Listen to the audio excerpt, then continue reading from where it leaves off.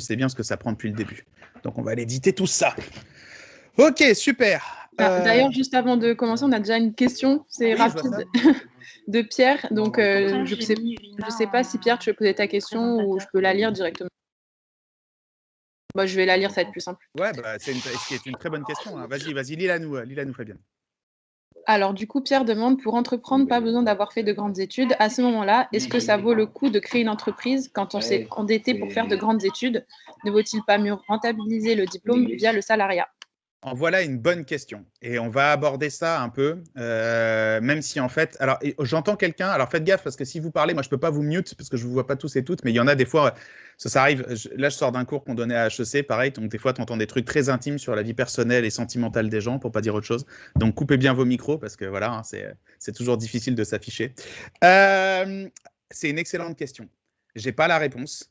Entreprendre, parfois, c'est bien d'avoir fait des études, parfois, c'est pas nécessaire.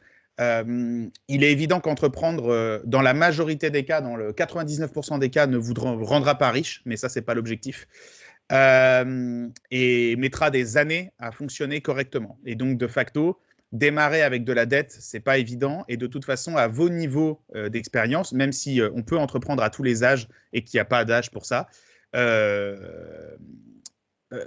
ne saurais que trop vous encourager de rembourser vos dettes, déjà, de commencer avec des finances saines, parce que ça va vous enlever une sacrée pression. Et de toute façon, pour des raisons qu'on va évoquer un peu plus loin dans la présentation, d'aller chercher de l'expérience dans des premiers jobs salariés, de toute façon, ce n'est jamais du temps perdu. Ça vous permet d'investiguer des secteurs, ça vous permet de rencontrer des gens, ça vous permet de rencontrer vos futurs fournisseurs et vos clients. Et ça sera d'une valeur inestimable si un jour vous voulez monter votre business. Donc, de toute façon, aucune année dans le salariat n'est une année perdue, surtout au démarrage. Parce que quand on sort d'école, et moi je me rappelle quand je suis sorti de cette école en 2010, eh ben, c'est sûr que si j'avais lancé mon activité, alors moi je ne suis même pas un entrepreneur, on va en parler après, mais ça aurait beaucoup moins bien marché que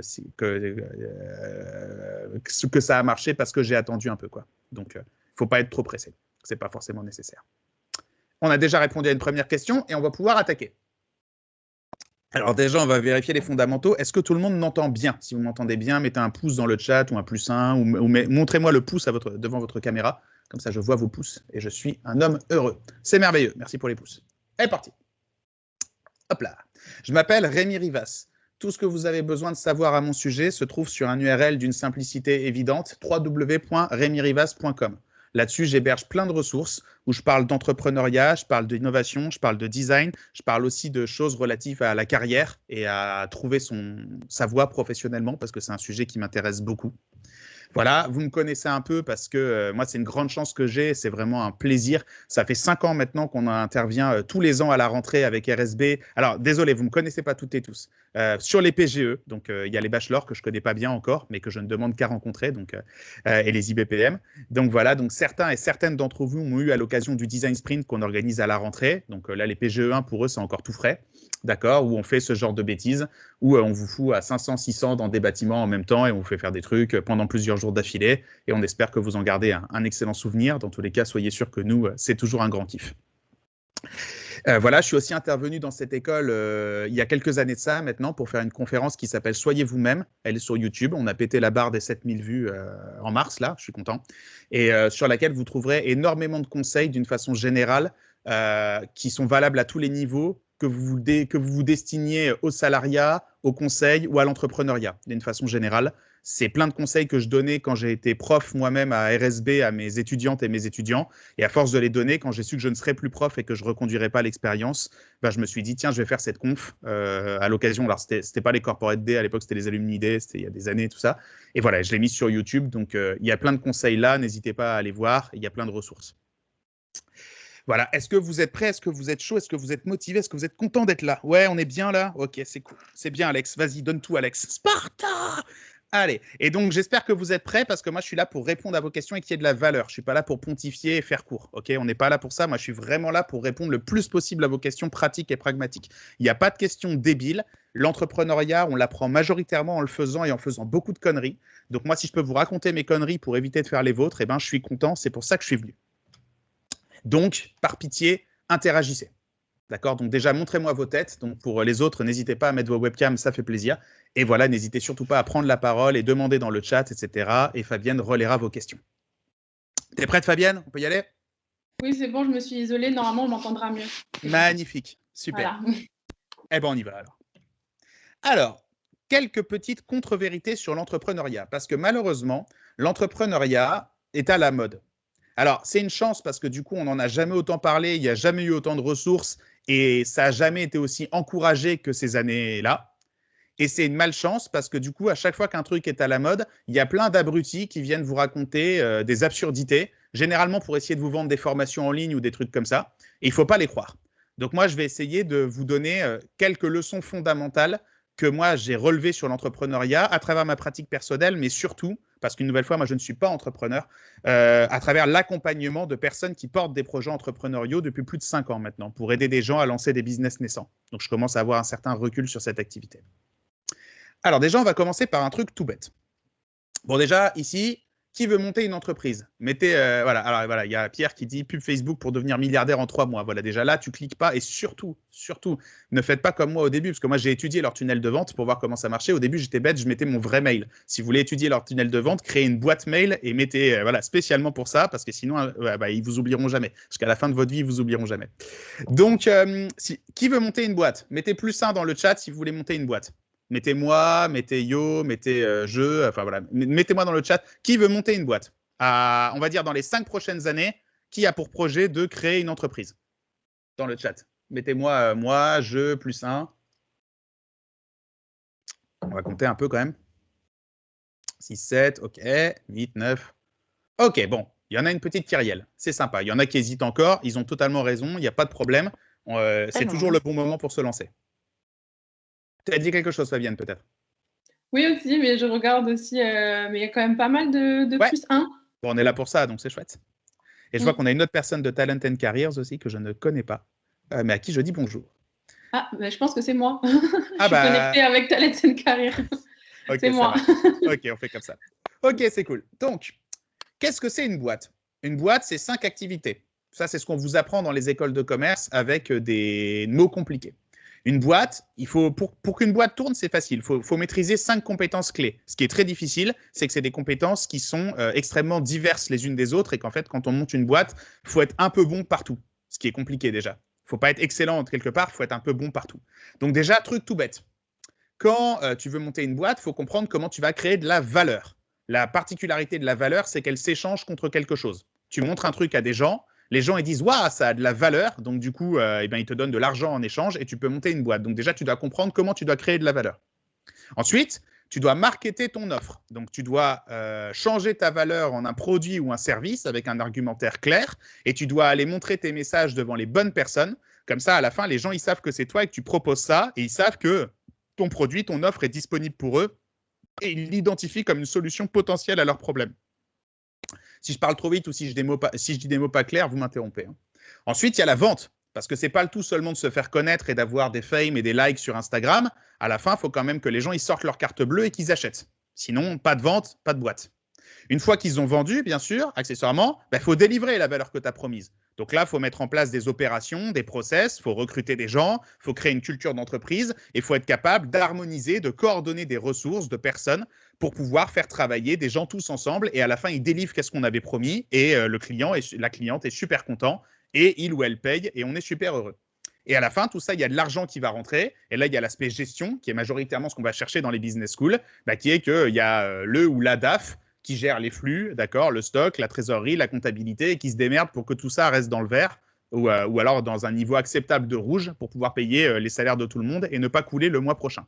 Ça, c'est les 5 activités clés pour monter une boîte. Maintenant, on va commencer par le premier pop quiz. Il y a une de ces... Rémi, oui. J'en profite, il y a une question, ça concerne en même temps cette slide. Il y a Maxence qui pose la question. Bonjour, les incubateurs privés sont-ils vraiment intéressants si nous sommes à la recherche de financement ou faut-il investir de l'argent perso dans une version test, faire ses preuves et aller chercher les capitaux risqueurs? C'est une excellente question, Maxence, et on va en parler dans 20 à 30 minutes maintenant. Mais on la garde, d'accord? Et je compte sur Fabienne pour la garder et revenir vers moi avec la question un peu plus tard, d'accord? Okay. Et maintenant, je vais vous poser une toute première question toute bête. Selon vous, on va faire un pop quiz. Quelle est l'activité qui est différente des 4 autres? Voilà 5 activités pour faire tourner une boîte. Il y a une activité qui est différente des 4 autres. Laquelle c'est? Répondez-moi dans le chat. Selon vous, quelle est l'activité qui est différente de toutes les autres? Alors, il y a quelqu'un qui propose la finance, la création, la finance. Il y aurait une dominante finance dans ce chat. Non, les autres, ils veulent pas jouer. On est 145 et vous voulez jouer, c'est pas possible. Là. Le chat, il doit exploser là. Lâchez des subs. Non, value creation, gestion.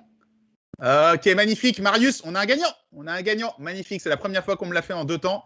Marius Motion, bravo Marius. Je te vois pas, mais je suis avec toi. Sales, pourquoi? Il l'a déjà dit. Parce que c'est la seule qui ramène de l'argent. Toutes les autres en coûtent. Trouver ce qu'il faut construire pour satisfaire les gens, ça coûte du temps et de l'argent. Concevoir des messages et aller leur montrer devant leurs yeux pour leur dire qu'on est la bonne solution à leurs problèmes, ça coûte du temps et de l'argent. Délivrer et créer et concevoir un produit et le mettre sur des chaînes et délivrer un truc et le livrer au client, ça coûte de l'argent. Gérer opérationnellement une boîte, ça coûte de l'argent. Le seul moment où tu gagnes de l'argent dans une boîte, c'est quand tu vends des trucs. Et ça, c'est essentiel de le comprendre. D'accord? Parce qu'en fait, une boîte est une machine à vendre des trucs. Quelle que soit votre activité, en fait, c'est facile. Une entreprise, c'est un tiroir-caisse avec des murs autour. Mais ça commence toujours par un tiroir-caisse. S'il n'y a pas de tiroir-caisse, il y a un problème. Moi, j'entends beaucoup de gens qui veulent monter des startups et ils ne savent pas m'expliquer où est le tiroir-caisse. Ça répond partiellement à la question qu'on avait tout à l'heure. Si vous n'êtes pas capable de démontrer qu'il y a un tiroir-caisse, ça va être dur de lever du capital, d'une façon générale. Et si vous montez une boîte, à la base, il y a un tiroir-caisse dans votre histoire. S'il n'y a pas de tiroir-caisse, il y a un problème. OK? Alors après, vous n'êtes pas obligé de prendre un vieux tiroir-caisse à l'ancienne. Vous pouvez aussi faire les transactions sur Lydia. Donc, maintenant qu'on a compris que faire une boîte, c'est vendre, on va aussi comprendre un deuxième truc tout bête et qui va beaucoup vous aider si vous devez vous projeter dans une vision entrepreneuriale. C'est que entreprendre, c'est s'engager. Qu'est-ce qu'on entend par là? Alors, il y a un mec qui s'appelle H. Moriage. Alors, je vous mettrai tous les liens dans la description de la vidéo. Il a fait un super article comme ça. Alors là, c'est particulièrement articulé sur les startups, mais en fait, on s'en fiche. Ça marche pour tous les types de business. Bon. Créer une boîte va vous demander 2 choses. Des ressources, donc du capital si vous en avez, d'accord? Tout type de ce que vous pouvez apporter dans l'aventure. Ça peut être des ressources personnelles, des ressources qu'on va vous prêter, ou bien de l'argent, parce qu'il en faut un peu pour démarrer. Pas nécessairement beaucoup, ça dépend de votre activité, mais quand même de la trésor. Et surtout, quand vous allez créer une boîte, vous allez passer énormément de temps au démarrage. Énormément. Vous allez vous dédier corps et âme au projet, parce que c'est un projet qui est très fragile. Parce qu'une boîte, c'est un déséquilibre permanent. Vous allez investir du temps, des efforts et de l'argent pour provoquer des ventes et vous refaire avec les ventes que vous allez provoquer. Et avec ce nouvel argent, vous allez réinvestir du temps et des ressources pour faire plus de ventes et vous refaire avec l'argent qui va tomber. Et donc, faire une boîte, c'est courir parce que tu es en décalage constant de trésorerie. Au début, tu produis rien, tu essayes de faire une vente, tu l'as fait, donc il faut produire le truc, donc tu utilises l'argent de la vente. Puis après, ça marche, donc il faut en produire plus, donc tu vas plus dépenser, mais du coup, il faut vendre plus, du coup, il faut produire plus, ça s'appelle la croissance. Et donc, un entrepreneur ou une entrepreneur, d'une façon générale, il court toujours après la trésorerie. Le problème de n'importe quel business, c'est ça, en fait. C'est faire rentrer régulièrement de l'argent pour financer la croissance nécessaire pour délivrer ce qu'on a promis au moment où on a pris l'argent. OK? Et donc, ça veut dire que forcément, vous êtes une individu ou un individu qui a des besoins. Vous avez aussi des aspirations et c'est tout à fait légitime. On n'a pas du tout les mêmes et c'est pas grave. On est tous et toutes différents. Mais donc, ça veut dire que vous, quand vous allez créer une boîte, avant même de la lancer, vous allez vous poser cette question simple que beaucoup trop peu d'entrepreneurs se posent. J'ai besoin de faire combien de chiffres d'affaires annuellement pour pouvoir payer toutes les charges inhérentes à l'existence de ma structure, toutes les charges fixes, toutes les charges variables, le coût de la vente, les salariés, enfin la totalité de ce qui est lié à mon activité elle-même, d'accord? Et qu'à la fin, il me reste un résultat, et si j'enlève les impôts, si j'enlève les taxes, si j'enlève les cotisations, je peux me payer, et je peux me payer décemment pour manger autre chose que des pâtes et vivre dans un 9 mètres carrés. Bon, même si quand tu te lances en tant qu'entrepreneur à 22 ans, tu sors littéralement de 5 ans où de toute façon tu n'as fait que manger des pâtes dans un 9 mètres carrés, donc la transition est moins hard. C'est sûr que quand tu n'as pas d'enfant, généralement, tu n'as pas encore trop de crédit au cul, tu n'as pas acheté ta baraque, tu n'es pas en train de payer ta bagnole. Donc, c'est aussi le bon moment parce que tes besoins sont moindres. Mais moi, je vois plein d'entrepreneurs ne pas faire ce bête calcul qui est au lancement, demandez-vous, en fait, OK, je vais me consacrer corps et âme à ce projet, je vais y passer 1 an, 2 ans, 3 ans de ma vie.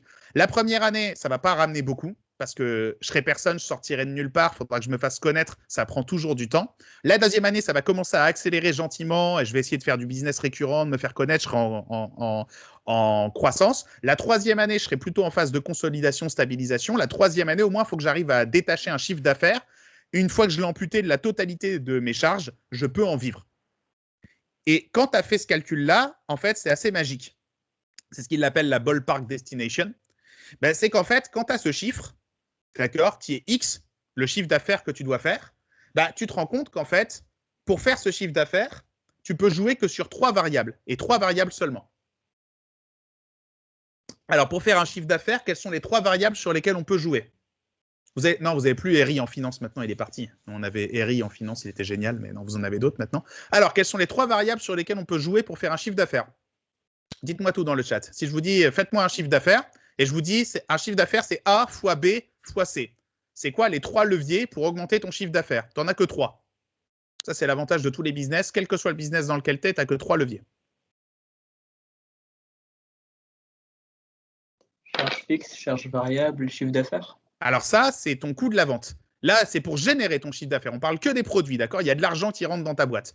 Donc, c'est quoi? Alors, coût, prix, nombre d'unités vendues. Alors là, c'est 2 variables, c'est parfait. Donc, quantité, prix unitaire, ça, c'est mes 2 variables. Et après, il y a la troisième, les gens y pensent moins, c'est la fréquence. Donc, si tu veux faire plus de chiffre d'affaires, c'est facile. Récurrence, merci. Donc, ça, c'est Maxime Berthiaud qui a la bonne. Ouais, c'est ça. Maxime Berthiaud. Quantité, qualité, récurrence. Donc, pour faire plus de chiffre d'affaires, tu peux vendre à plus de gens, tu peux vendre plus cher ou tu peux vendre plus souvent.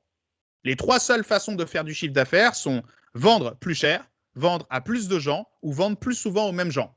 Qui a Netflix ou qui a Spotify? Levez la main. Ah non, ouais, ok, il y en a une. Voilà, parce que c'est plus indolore de leur prendre 9 € par mois que 78 € d'un coup. Donc, tu peux leur prendre plus fréquemment. Ça s'appelle l'abonnement. Ça marche très, très bien. Donc, tu prends ça 12 fois par an au lieu d'une seule fois. D'accord? Donc, le bénéfice compte, hein, bien sûr, Louane, parce qu'on peut avoir un gros chiffre d'affaires sans avoir un gros bénéfice. Absolument. Et effectivement, là, on est juste sur en fait l'idée que toi, tu vas pouvoir te payer parce que tu vas faire un chiffre d'affaires, que tu vas dégager tous les coûts variables. Donc, les coûts variables, c'est les coûts de la vente. Que tu vas dégager tous les coûts fixes. Ça, c'est ton comptable. Enfin, c'est tout ce qui fait qu'il faut payer la boîte, même si elle ne rentre pas d'argent. C'est les coûts fixes. C'est pour ça qu'on appelle ça des coûts fixes. Les coûts variables, c'est t'en as parce que tu as vendu des trucs, les matières premières, l'emploi des gens, le coût du marketing, que sais-je. À la fin, il te reste effectivement un bénéfice. Mais ce bénéfice n'est qu'une portion de ton chiffre d'affaires, de toute façon. Hein. Et ce bénéfice amputé des impôts, selon tes modes de rémunération, devient ton salaire, enfin devient ta rémunération, de quelque nature qu'elle soit. On ne va pas du tout rentrer dans l'administratif aujourd'hui. Et donc, ça veut dire que si tu montes une boîte, cette boîte doit être capable de générer un chiffre qui, in fine, va servir à te payer. Si tu ne sais pas combien te coûte ta vie par an, tu ne peux pas faire ce calcul. C'est stupide, hein? Et en fait, la plupart d'entre nous ne savent pas combien nous coûte notre vie par an. Moi, quand je me suis lancé, j'ai rencontré Mathias, qui adore Excel. Mathias, il a un gros kink avec Excel. Je ne vous ai jamais dit ça, mais c'est carrément de la pornographie pour lui. Et donc là, il m'a dit, vas-y, sors tes comptes, on va voir combien te coûte ta vie annuellement. Et on a analysé tous mes comptes et il m'a dit, voilà, toi, annuellement, il te faut autant pour vivre. Et en fait, quand vous avez ce chiffre-là en tête, et ben d'un seul coup, ça devient réaliste parce que vous pouvez faire des prédictions de croissance, des prédictions de chiffre d'affaires, et vous avez un seuil en tête et vous vous dites que chaque année, si je place ce montant de prestations, je suis bon. Parce que chaque année, en moyenne, mes coûts variables, ils sont de autant, mes coûts fixes, ils sont de autant, ma vie, elle me coûte autant, et donc, il me reste ce qu'il faut. Pourquoi est-ce que c'est important d'avoir ce chiffre en tête?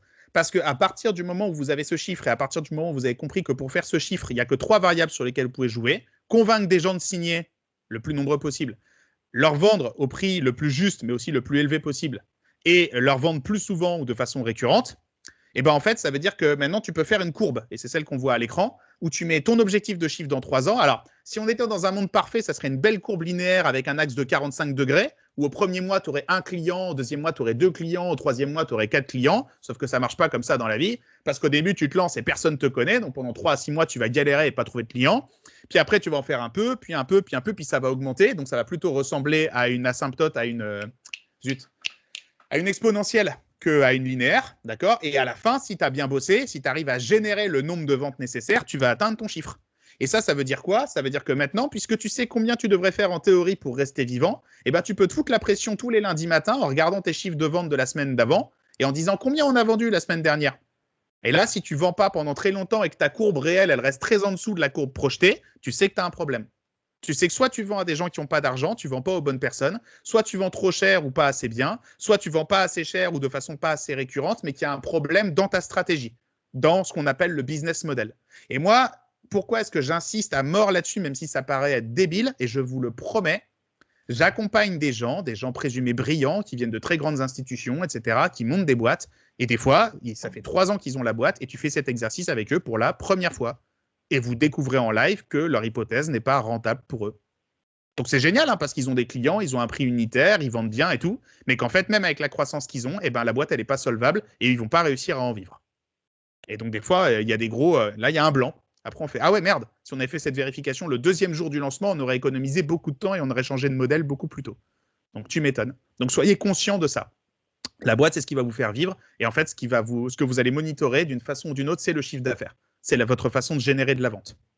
D'accord ?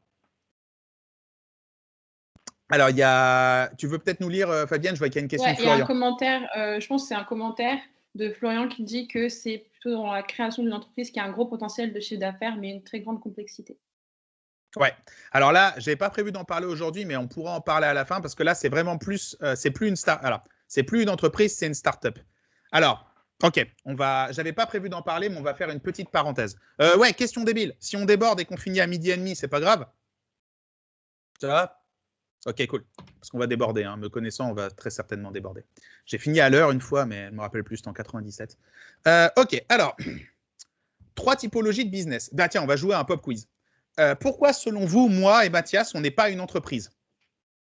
Mathias et moi, on n'est pas une entreprise. C'est-à-dire que vous ne trompez pas. Hein. Mathias, il est déposé en SARL. Moi, je suis déposé en SAS. Donc, administrativement, on est des entreprises. Moi, je suis gérant d'un objet social qui s'appelle une entreprise. Mais ça, c'est de l'administratif. C'est de la fiscalité. On s'en fout. Mais Mathias et moi, on n'est pas des entrepreneurs. On ne possède pas d'entreprise. Pourquoi est-ce que Mathias et moi, on ne possède pas d'entreprise? Dites-moi dans le chat. À votre avis, pourquoi est-ce que... Vous m'avez vu, hein, Mathias et moi, vous vous rappelez, pour les PGE1, on vient, on fait de la prestation de conseil, on organise des événements, on fait des challenges étudiants, on accompagne des boîtes dans des stratégies d'innovation. D'accord? Alors, oui, tout à fait, Louis. On n'est pas des personnes morales, mais moi, je suis gestionnaire de 2 personnes morales, 3 même. Donc, moi, c'est bon, je suis gestionnaire de 3 personnes morales. Comptablement, financièrement, je possède des activités qui peuvent être assimilées à des entreprises, mais je ne suis pas un entrepreneur.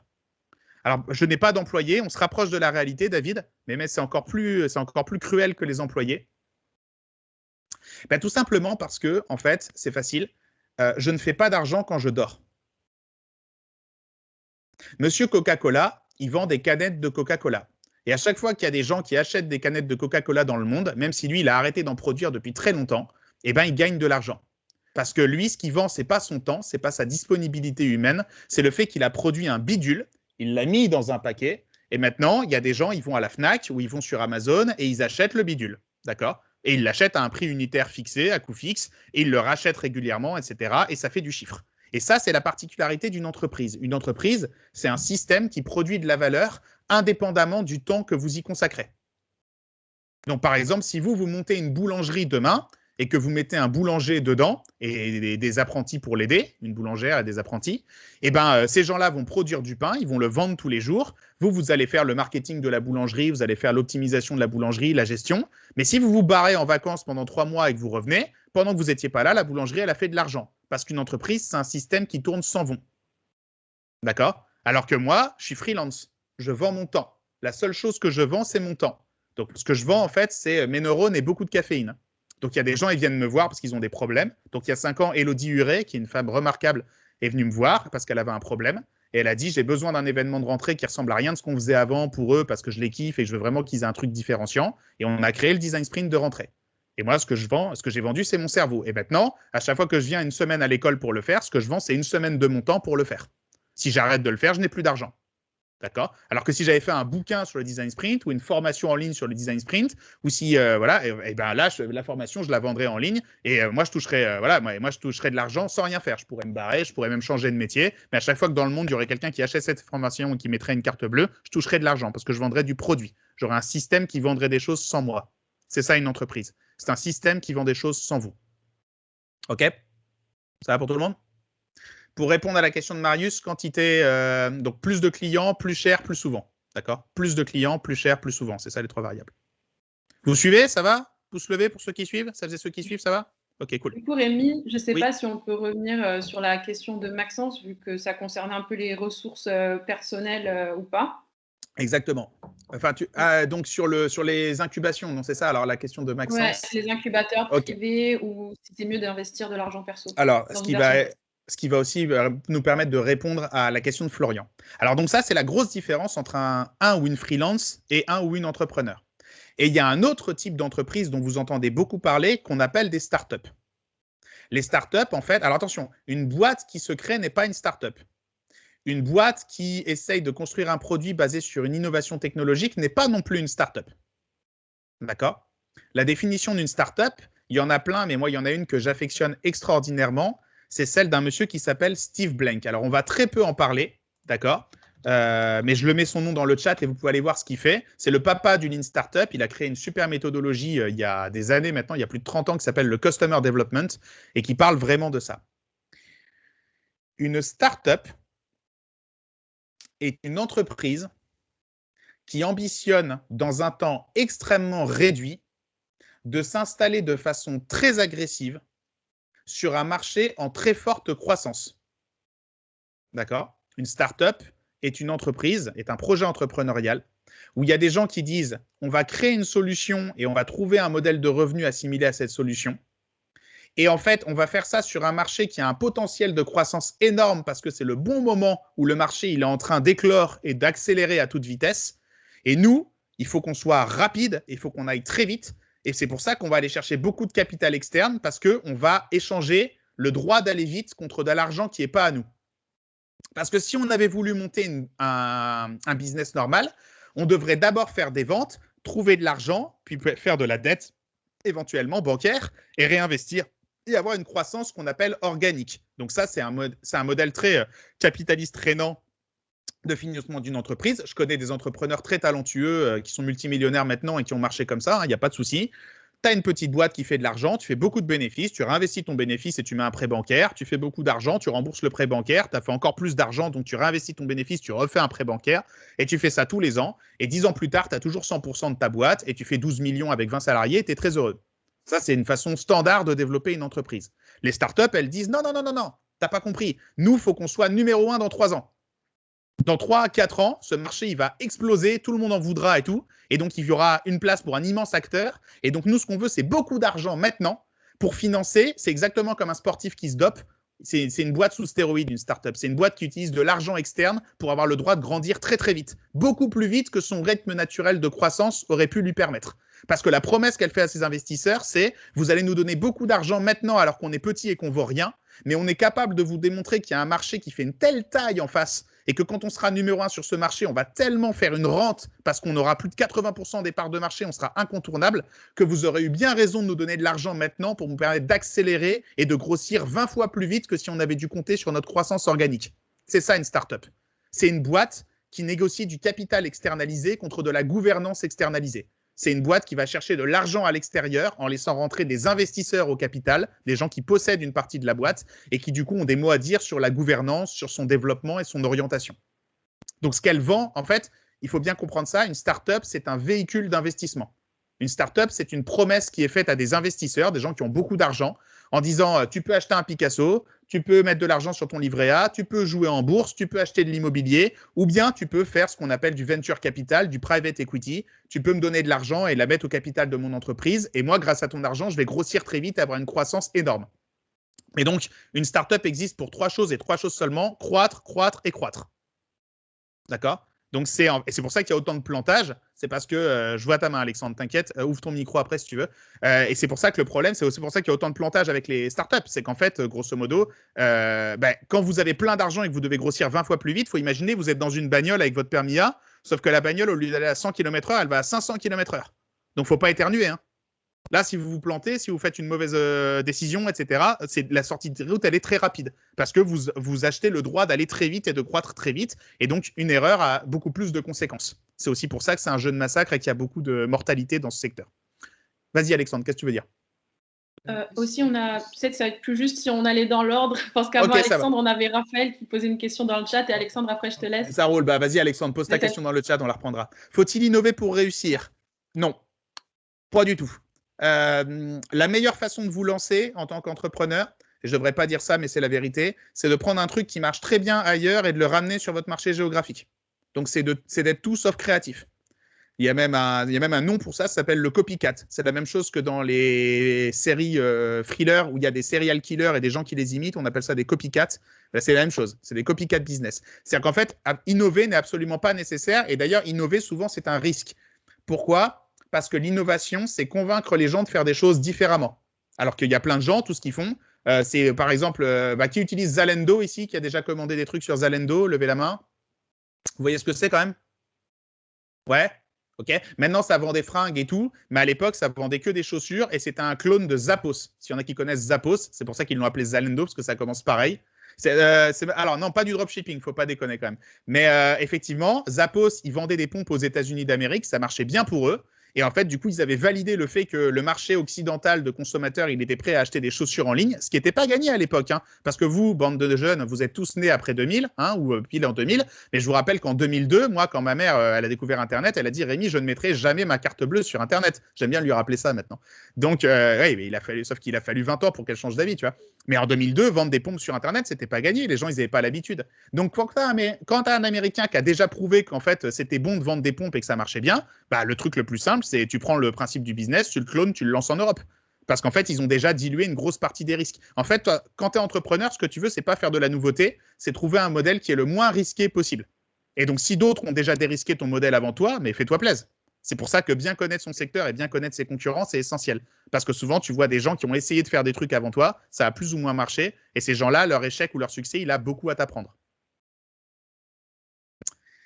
Ok, je vais avancer un peu. Et ça va peut-être devenir plus clair comme ça.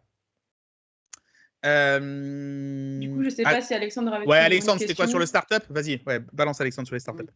Alors, en fait, ma question, c'était est-ce qu'il est possible d'utiliser la stratégie de croissance des startups qui est très agressive, très rapide, mais pour des entreprises qui ne sont pas sur un nouveau marché, par exemple des restaurants, des bars? Est-ce qu'il est possible comme ça, par exemple, on a un restaurant et tout de suite, hop, on s'endette de nouveau pour acheter un autre restaurant, on va s'endetter et finalement, au bout de peut-être 30 ans, on a une dizaine de restaurants ou de bars?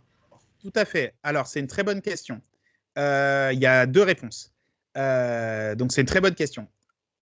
Alors, ça ne va pas être comme une startup pour une raison toute bête. Alors déjà, il y a une première chose que tu as dit. Il n'y a pas de nouveau marché. Toutes les startups vont s'installer sur des marchés économiques existants. Je vais en faire la démonstration là dans les 5 minutes. Donc, du coup, ça, je vais te répondre dans 5 minutes. Quand tu montes... Alors, un investisseur... Alors, pourquoi est-ce que toutes les startups, beaucoup d'entre elles, font du logiciel? Pour une raison toute bête. C'est que le coût marginal unitaire du logiciel est nul. Donc ça, c'est ce que disent vos profs de macroéconomie. Traduit en langage de la vie de tous les jours, c'est très simple. C'est qu'une fois que tu as développé un logiciel et que tu l'as mis dans un serveur, le fait qu'il y ait un abruti qui s'en serve ou 15 millions ne te coûte pas plus cher. Ça te coûte un peu plus cher en charge variable parce qu'il faut louer plus de serveurs, mais le gros du boulot qui était de faire le développement, on s'en fout, c'est fait. C'est fait pour un gars, c'est fait pour une meuf, c'est fait pour 1 milliard de personnes. Facebook, quand ils améliorent Facebook, il y a 2 milliards de personnes qui en bénéficient. D'accord ? Et donc forcément, ça, c'est hyper scalable. C'est ce qu'on appelle la scalabilité. C'est qu'en fait, c'est des business qui sont basés sur des assets où, en fait, ça ne coûte pas plus cher proportionnellement, qu'il y a un très grand nombre de personnes qui s'en servent, là où, en fait, il y avait un faible nombre. Dès que tu fais des trucs dans la vraie vie avec des vrais objets, tu es dans la merde. Parce qu'un resto, c'est capé.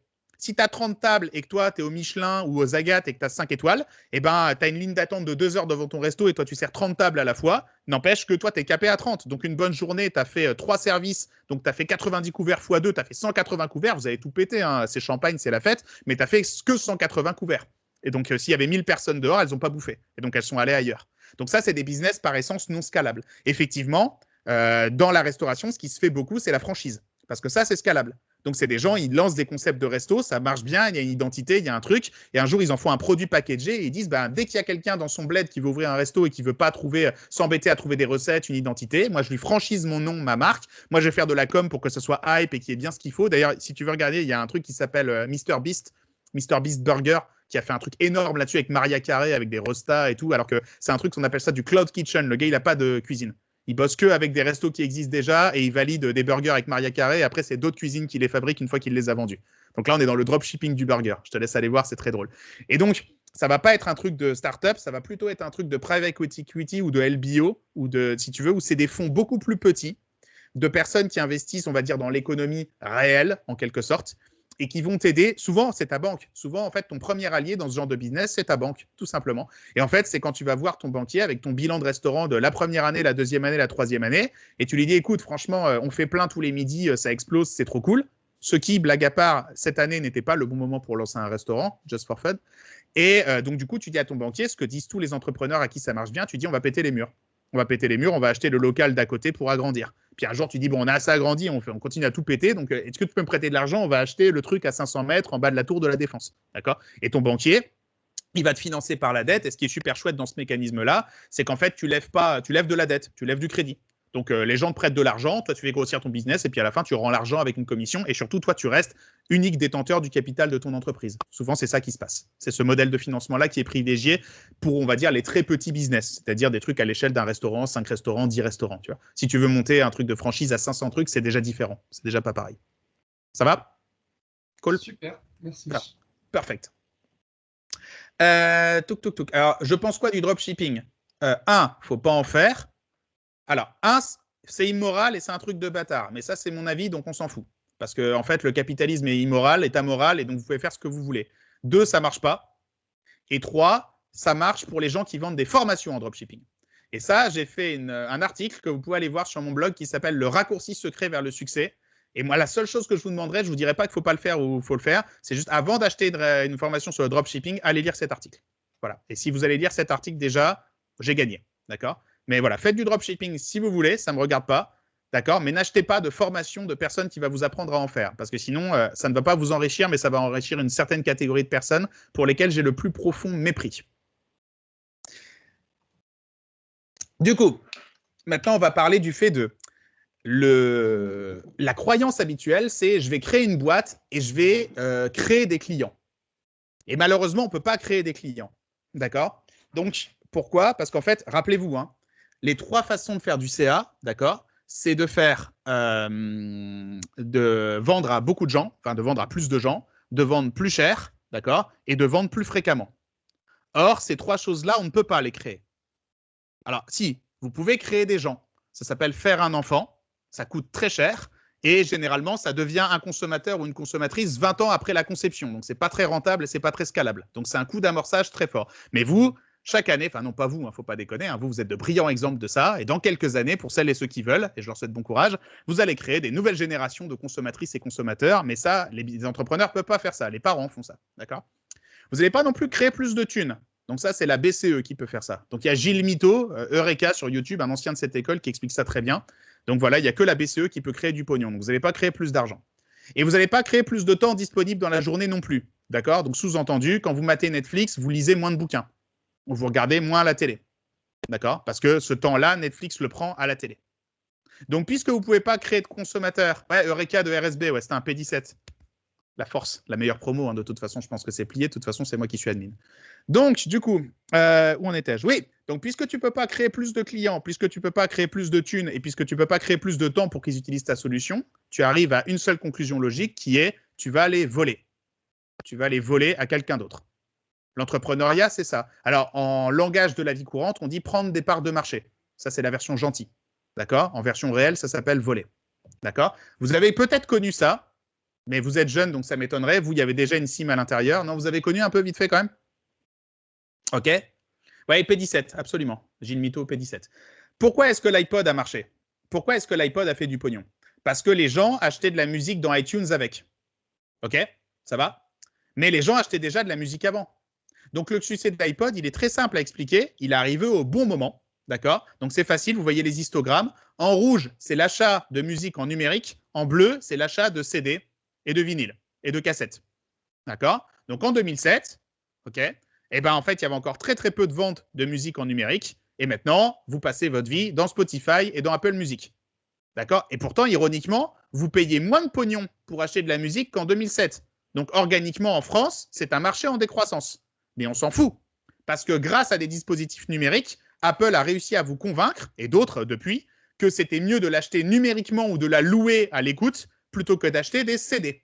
Donc vous avez probablement connu ce truc-là.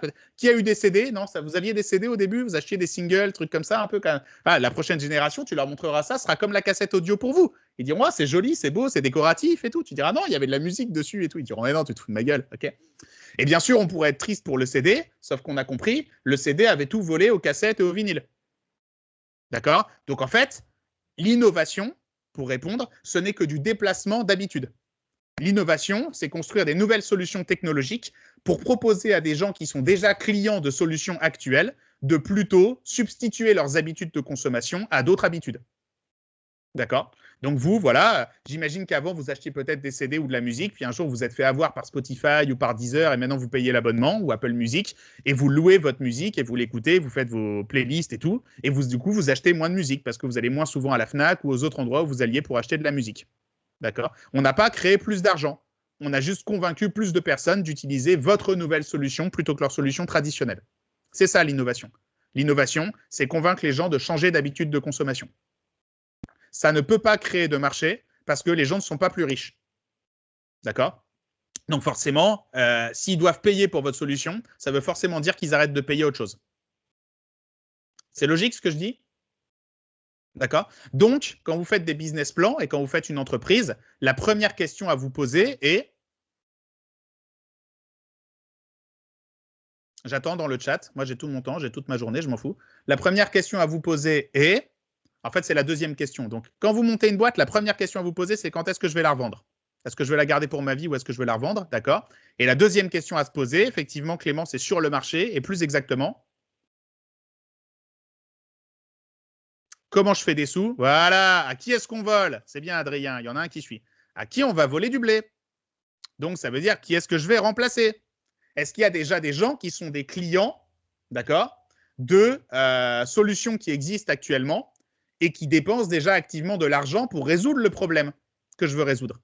Parce que, alors, je passe sur la partie CASM, on s'en fout, hein, ça, c'est pas important. Parce que le fantasme des entrepreneurs, qu'on entend énormément et encore plus dans l'énorme bullshit écosystémique des startups, c'est ma solution, elle est géniale, mais les gens, ils sont trop cons. Je vais leur réexpliquer jusqu'à ce qu'ils comprennent et quand ils auront compris, ils dépenseront de l'argent pour acheter ma solution. Ce à quoi tu réponds inlassablement aux entrepreneurs, les gens ne sont pas cons, c'est toi qui n'as pas compris. Tu ne vas pas convaincre les gens de dépenser de l'argent là où ils n'ont pas envie. Tu vas juste leur dire, vous êtes une personne géniale et vous avez une vie géniale et vous avez des problèmes importants et personne s'en occupe parce que les gens sont nuls. Mais moi, je me suis bien occupé de vous et je vous ai créé un meilleur produit spécialement pour vous. Et donc, du coup, maintenant, vous allez plutôt acheter mon produit génial plutôt que les produits de merde que vous utilisiez jusqu'alors. Et je vais plutôt prendre votre argent plutôt que mes concurrents qui vont le prendre. Et là, les gens, ils vont dire, OK. Fun fact, Phil Knight. Est-ce que quelqu'un connaît le début de Nike? Est-ce que quelqu'un connaît l'histoire de Nike? Comment est-ce que Nike a commencé? Truc de dingue. Phil Knight, il est comptable à mi-temps. Okay, il est comptable, le mec. Et il a une vieille Ford Plymouth. Et il construit des baskets qui font moins mal quand tu cours. Et il en met dans le coffre de sa bagnole. Et il fait la côte ouest de Californie. On est en 1970. Et il y a un marché qui est en train de se construire. Il y a une habitude culturelle. C'est les gens commencent à courir. Avant, ce n'était pas un sport. Il y a eu des bouquins et tout. Hein. Avant, les gens ne couraient pas. Ça ne se faisait pas. Quand tu courais, c'était que tu es pressé, tu allais quelque part. Courir, ce n'était pas un sport. Ce n'était pas reconnu tel que. Mais là, il y avait déjà des communautés préconstituées de personnes qui commençaient à courir. Et ces gens-là couraient avec des pompes de merde. Donc, ils avaient des ampoules tout le temps, ils se tordaient la cheville, ils n'étaient pas contents. Alors, lui, qu'est-ce qu'il a fait? Eh bien, il a pris sa bagnole et il est allé sur les parkings des supermarchés, là où les gens se donnaient rendez-vous le matin pour aller courir ensemble. Et là, il allait voir les groupes de joggeurs à 5 h du mat et il disait... Cool, vous courez, c'est trop cool le footing. Moi, j'en fais depuis des années, ça a changé ma vie, ça défonce. Vous avez vu, on est pareil, vous et moi, on croit à la même chose. On croit que le jogging, c'est cool. On croit que le footing, c'est cool. On n'a pas besoin de nous persuader, on est déjà au courant. Vous courez avec quelle pompe? Ouh là là, vous avez pas mal avec ces pompes-là? Non, parce que moi, dans le coffre de ma bagnole, j'en ai. Là, je travaille sur des prototypes et tout. C'est des pompes vraiment. Ta semelle, elle est maintenue, ta cheville aussi. Tu vas voir, tu cours vachement mieux, tu fais plus d'ampoules. Vous voulez tester? Et c'est comme ça qu'il a trouvé ses premiers consommateurs. Il n'a pas fait courir les gens. Il a trouvé les gens qui couraient déjà et qui n'avaient pas les bonnes pompes. Du coup, il a fait des meilleures pompes pour eux. En fait. Et si vous allez voir la naissance de tous les business, c'est toujours cette histoire-là que vous entendrez. Donc, en substance, je crois que j'avais fait une... Voilà. Donc, Jeff Bezos, il a été voir les gens qui avaient acheté des bouquins dans les librairies et il leur a dit, tu peux acheter des bouquins en ligne parce que tu auras tous les titres et des prix moins chers. D'accord ? Mark Zuckerberg, il était dans une fac avec des gens qui faisaient des beuveries et des soirées et qui avaient des ragots et des bails sur qui couche avec qui. Il a dit, je vais faire un outil pour que les étudiants ils se retrouvent entre eux et ils parlent sur les cours et qui c'est qui couche avec qui et tout. Et je vais faire ce Facebook. Et The Facebook, pendant des années, ça a été un réseau social exclusivement étudiant, seulement sur les campus universitaires. Ce n'était pas du tout destiné à être mainstream. Pourquoi? Parce que l'écosystème étudiant existait déjà. Mark Zuckerberg n'a pas créé les étudiants. Il a compris qu'il y avait des bails et des jeunes qui se parlent et qui sont hyper sociaux, et il a compris qu'on pouvait leur proposer un outil. D'accord ? Donc, d'une façon générale, ce que vous devez retenir, c'est que si vous voulez faire de l'argent avec un produit, la bonne nouvelle, c'est que vos consommateurs et vos premiers clients existent déjà. Ils sont passionnés par un problème, ils adorent tester des nouvelles solutions et ce sont déjà les clients de quelqu'un. Si ces gens-là ne sont pas les clients de quelqu'un, ça veut dire soit qu'ils n'ont pas d'argent, donc malheureusement, ça peut être des super personnes, mais ils ne vont pas vous faire vivre, parce qu'on l'a vu, hein, une boîte, c'est fait pour faire du CA avec des clients. Ou alors, tout simplement, que le problème n'est pas suffisamment important pour qu'ils dépensent de l'argent. Et donc, ce ne sont pas des clients. C'est pour ça qu'il faut vous méfier d'un truc tout bête. Quand vous allez pitcher votre idée de boîte à toutes les personnes qui vous aiment bien, personne ne vous dira que c'est de la merde. D'accord ? Parce que les gens vous aiment bien. Et votre maman, elle vous soutiendra. D'accord ? C'est normal, c'est pour ça que c'est votre maman. Et vos potes, ils diront c'est super. Et plein de gens, ils vous diront ouais, si ça existait, j'achèterais. Et dans ces moments-là, c'est facile, vous prenez du ciment et vous les mettez dans vos oreilles. Parce que ça ne vous concerne pas. L'opinion, alors, tout le monde répète devant son ordinateur, j'ai confiance en vous. Quand vous montez une boîte au début, c'est très simple.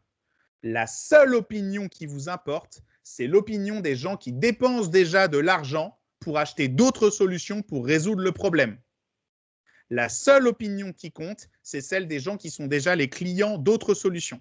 Si ces gens-là ne sont pas déjà clients de quelqu'un d'autre, ça veut soit dire qu'ils n'ont pas de problème, soit que le problème n'est pas assez grave pour qu'ils le résolvent en dépensant de l'argent, soit qu'ils n'ont pas assez d'argent pour le résoudre. Et donc, dans les trois cas, ce n'est pas vos clients. Si les gens n'ont pas de problème, si c'est des problèmes mais qu'ils peuvent vivre avec sans dépenser d'argent pour le résoudre, ce n'est pas des clients. Et s'ils ne sont pas solvables et qu'ils n'ont pas d'argent pour résoudre ce problème, ils aimeraient un yacht, mais il faut être millionnaire pour avoir un yacht, donc ils n'en achètent pas, ce n'est pas vos clients. Et donc, ça veut dire que l'opinion de ces gens-là ne vous intéresse pas. Elle ne doit pas vous polluer, ni négativement, ni positivement. C'est-à-dire que tous les gens qui disent « je crois en toi et en ton projet », valeur 0. Si ça existait, je l'achèterais, je ne dépense pas d'argent aujourd'hui, mais si ça existait, je l'achèterais, valeur 0. La seule chose qui vous intéresse quand vous rencontrez quelqu'un et que vous voulez son avis sur votre business, c'est aujourd'hui, sans moi dans ta vie, tu fais quoi ? Quelle solution t'emploies ? Pour quelle solution tu payes ? Et pourquoi tu n'es pas content ? Et si ça vous rappelle le design sprint, ce n'est pas un hasard. Ça va ? On est bon ? Cool. Du coup, il y a une super théorie d'un mec qui était brillant, qui nous a quittés l'année dernière, qui s'appelait Clayton Christensen, et qui a été aussi réutilisé par un type qui s'appelle Ulvik, et qui s'appelle Job to be done, JTBD. Est-ce qu'il y en a qui ont déjà entendu parler de la théorie Job to be done ? Ok. Donc ça, si vous voulez créer un nouveau produit ou un nouveau service, et pas seulement innover, hein, juste créer un produit ou un service, c'est essentiel. Allez voir, ça défonce. C'est très puissant. C'est autour de cette méthodologie en grande partie que Mathias et moi, surtout Mathias, il faut lui rendre justice là-dessus, Mathias dans la majorité, a construit le programme pédagogique qu'on enseigne à HEC Paris, dans le programme Startup Launchpad. Donc allez voir cette méthodologie, elle va vous aider à comprendre réellement ce que veulent les gens et pourquoi vous devez construire un produit ou un service d'une certaine façon pour augmenter le plus possible les chances de succès. Je vais vous donner un exemple tout de suite. Ça va, je parle pas trop vite, c'est cool ? Ouais. On a des questions, Fabiette ? Non, pour l'instant, non, c'est bon. Ok, royal. Alors, je vais vous raconter une histoire vraie, c'est les meilleurs. Il y a quelques années, il y a Rémi et Brice de Ocarito qui sont venus nous voir dans le Startup Launchpad.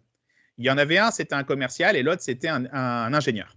Ils avaient fait un hackathon, un week-end, ils avaient bu de la bière, et ils avaient eu une idée, le genre d'idée quand on a bu des bières. Ils disent, bon, bah tiens, on va faire un chat Facebook. Et du coup, tu peux lui dire, le chat, tu le parles, il fait « Ah, salut, tu veux aller où ?» Tu dis « Ah, je veux aller à Sydney. » Et le chat, il fait « Attends, je regarde. » Et puis il fait « Ah, le prochain avion part là. Tu veux partir maintenant ou plus tard ?» Alors tu lui disais une date, puis il disait « Ah, il y a des billets là, là, là. » Puis ils avaient fait un petit chatbot qui te proposait des billets d'avion. Donc en fait, c'était tout simple. Ils allaient juste interroger des flux, hein, comme n'importe quel comparateur, et ils ramenaient ça dans le chatbot. Et ils se sont bien marrés, comme des développeurs. Et ils ont fait « Oh, c'est gaulerie et tout. Les clients, ils vont le vouloir. Tiens, on va faire un chatbot pour aller voir les clients et dire « Tiens, vous pouvez réserver vos billets d'avion dans un chatbot. Est-ce que c'est pas cool ?» Et bien sûr, à votre avis, qu'est-ce qu'ils ont répondu, les clients ? Rien à battre. D'accord ? Aucun intérêt. Ça résout rien, ton truc. Donc là, ils sont venus dans le Launchpad et tout. Bon, ils ont pleuré un petit coup. Donc j'ai fait, ça va, t'inquiète pas, papa est là et tout. Puis on les a aidés à faire le truc dans le bon sens. Et là, forcément, on a dit, bon, attends. Toi, si j'ai compris, tu veux vendre une solution pour aider les entreprises à réserver leur titre de déplacement type avion pour leur personnel. C'est ça que tu veux faire. Ils ont dit, ouais. Ils ont dit, bah super, va étudier ce marché. Alors c'est facile. Va essayer de trouver toutes les solutions qui existent aujourd'hui dans tous les types de boîtes pour faire ça. Ok, donc tu fais de la recherche, hein, tu vas sur Google, tu appelles des sociétés, tu demandes à des potes, tu demandes sur LinkedIn, etc. Et au bout d'un moment, ils sont arrivés avec une grande segmentation. Ils ont dit, ok, il y a 3 grosses catégories de boîtes. D'accord? Alors, on va commencer par le truc le plus simple. Il y a les boîtes de plus de 500 salariés, les très grosses boîtes. D'accord? Ces boîtes-là, elles ont un système d'information et dedans, il y a une solution de voyagiste qui est intégrée. C'est soit Amadeus, soit Havas Voyage, soit une troisième. Et cette solution-là, en fait, c'est une grosse solution vendue par des intégrateurs professionnels, installée par des SS2I. C'est un gros marché, c'est verrouillé. Et les boîtes qui font plus d'un certain nombre de salariés, ils l'utilisent toutes. Parce que ça facilite et tu peux aller mettre ça. C'est connecté avec SAP, ça fait la facturation, tout ça. Donc ce marché-là, il est servi, résolu. Et impossible d'accès, il faut peser dans le game. La vente, c'est très long, c'est 18-24 mois, il faut une solution complète et tout. Genre, c'est pas pour nous. Eux, ils sont équipés, c'est trop tard. On les prend pas. Ça va, tout le monde suit? Après, ils ont dit, il y a les très petites boîtes, moins de 10 salariés. Alors, eux, c'est facile, d'accord? Grosso modo, c'est un projet étudiant, c'est un BDE, d'accord, sans le billard. Et donc, ils sont 9 dans une pièce, d'accord? Et il y a une carte bleue de la boîte, c'est le boss ou la boss qui l'a, d'accord? Parfois, au bout d'un certain moment, c'est la personne qu'on appelle l'office manager qui gère la vie administrative du bureau qui l'a. Et quand il y a quelqu'un qui a besoin de réserver un billet d'avion, bah, il se lève, il va voir l'office manager ou le boss, il fait « Excuse-moi, Martine, est-ce que je peux prendre la carte bleue de la boîte ?» Il va réserver son billet lui-même, il remplit, il va remettre la carte bleue dans le tiroir et la vie continue. Donc, eux, ils ne sont pas équipés et ils n'ont pas besoin de payer pour des solutions parce que, grosso modo, tout va bien pour eux. Ça va? Et puis, et ça, c'était leur opportunité, vous avez toutes les boîtes au milieu. Donc, toutes les boîtes qui sont entre 10 et 500 salariés. Ça tombe bien, c'est la majorité des boîtes en France. Et pour eux, c'est la merde. Pourquoi c'est la merde? C'est très simple. À gauche, là, en haut, la femme admirable que vous voyez, c'est Martine. Et donc, Martine, c'est l'office manager d'un bureau d'une centaine de personnes. Et donc, vous allez interroger Martine, parce qu'en fait, la solution du bureau pour réserver des titres aériens, c'est Martine. C'est elle qui fait tout. Et vous allez lui parler, et vous allez dire, Martine, si ça vous rappelle le design sprint, ce n'est pas un hasard. Aujourd'hui, comment tu fais pour réserver des billets? Et là, elle vous dit, aujourd'hui, ma vie est un enfer, mon gars. Tu fais, vas-y, développe, Martine. Alors, elle chiale et tout, donc tu fais, t'inquiète, Martine, et tout, vas-y, raconte. Et donc là, elle te dit, bah, c'est facile, j'ai 3 gros problèmes. Alors, elle ne dit pas ça comme ça, hein, il te raconte plein de problèmes, puis toi, après, comme tu as fait 30 entretiens, tu tries, tu croises et tu vois les dimensions. D'accord? Si ça vous rappelle le design sprint, ce n'est pas un hasard. Et donc là, du coup, elle te dit, bah, moi, c'est facile, j'ai 3 gros problèmes. C'est très simple. Premier problème. Il y a Jean-Eudes qui dit, Martine, est-ce que je peux réserver mon billet d'avion? Est-ce que je peux avoir la carte bleue? Et Martine, elle fait, bien sûr, Jean-Eudes, mon petit canaillou, tu me la ramènes. Hein. Et là, il fait, Martine, sur la vie de mes enfants, dans 10 minutes, tu l'as. D'accord? Il part réserver son billet, et 3 semaines après, bien sûr, il ne l'a pas rendu, et Martine, elle sort sa batte de baseball magique, et elle poursuit dans le bureau en disant, il est où ce bâtard? On n'a plus la carte bleue, on ne peut plus rien payer. Donc, perdre du contrôle de la carte bleue. D'accord? Parce que les commerciaux ramènent jamais rien. Ce sont des grands enfants très sympas, mais pas fiables sur ce genre de trucs. Deuxième problème, elle se rend compte que Jean-Eudes, il s'est un tout petit peu fait plaisir. Donc, il s'est surclassé, ce petit con. Donc, au lieu de prendre son billet en écho, comme le veut la politique de la boîte, il s'est mis en première bien parce que ça lui fait des miles, puis parce que c'est lui qui avait la carte. Donc, il fait un peu ce qu'il veut, Jean-Eudes. Et de toute façon, c'est trop tard, on va pas annuler son billet. Hein?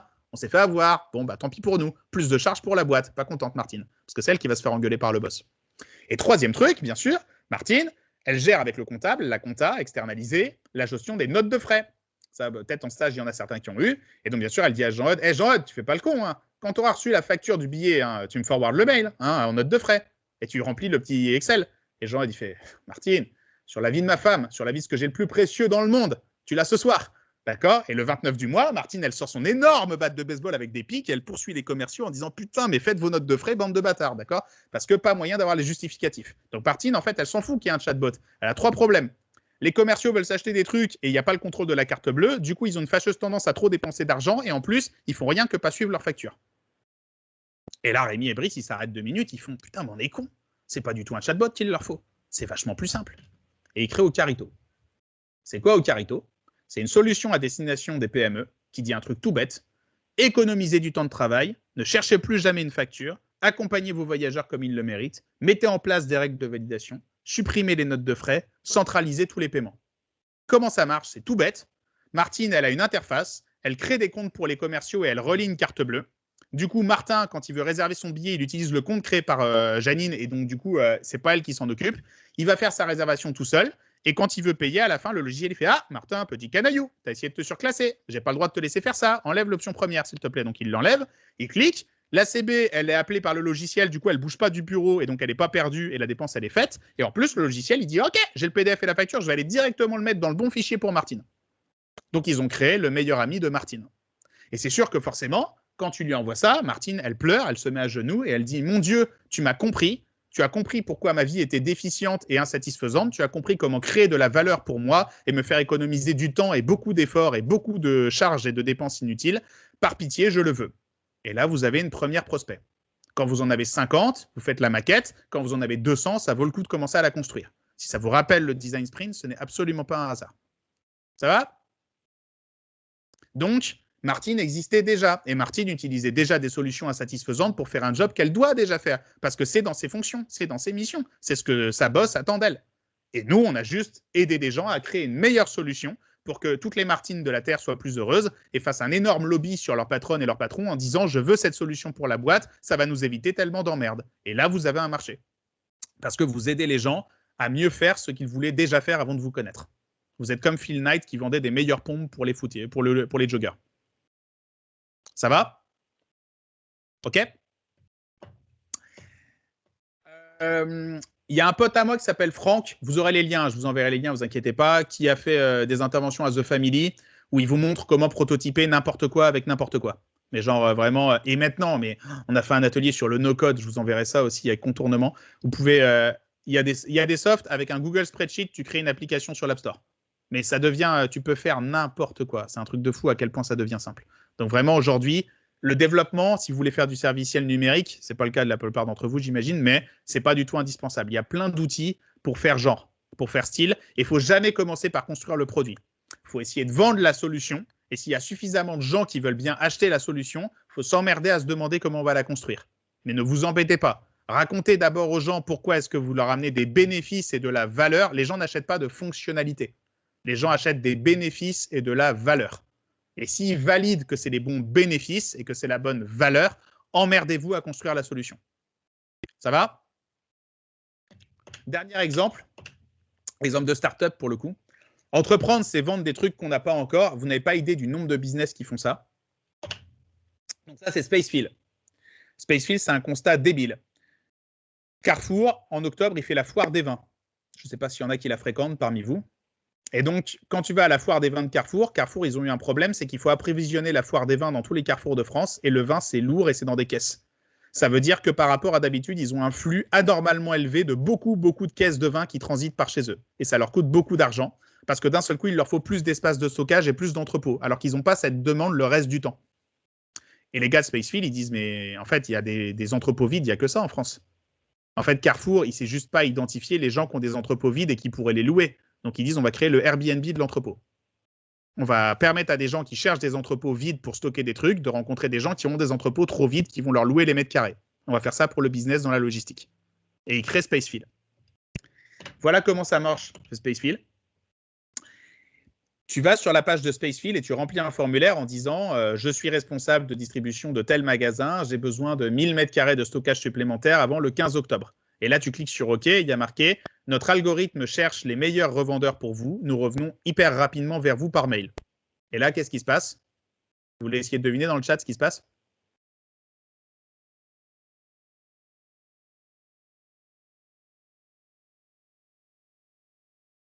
Bah, tu as les mecs de Spacefield qui reçoivent un mail, et puis qui se tournent vers les 3 stagiaires d'école de commerce, et puis qui dit « Bon, allez les gars, au turf !» Puis alors, les mecs, ils sortent les pages jaunes, ils font « Bonjour, on cherche un entrepôt, vous auriez ?»« Bonjour, on cherche un... » C'est ça l'algorithme, tu vois.